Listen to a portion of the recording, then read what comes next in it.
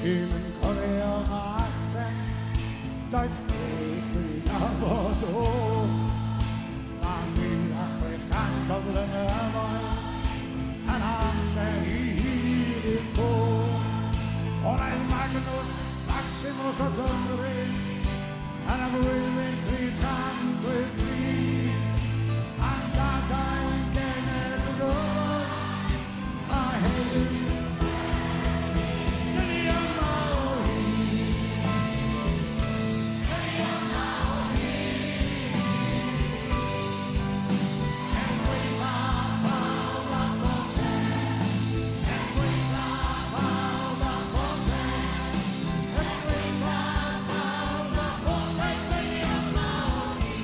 stori fech am Dafydd Iwan I chi, sy'n mynd I ddatgelu, dwi'n meddwl, chydig am ei gymeriad o.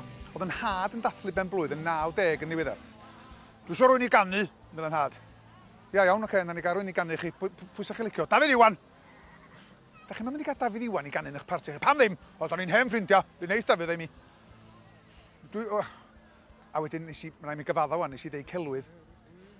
Dad, dwi wedi ffonio fo, diom ar gael, medda fi, rhyw wsos yn ddiweddarach. O, wyt ti wir? Do, sori dad. Wel, na ti beth rhyfedd meddwl fo, achos nes I ffonio fo neithiwr, a mae am ddwad. A mi ddoth Dafydd Iwan, a mi ganodd yn parti pen blwydd yn had y 90. A mae o'n un o uchafbwyntiau ei fywyd.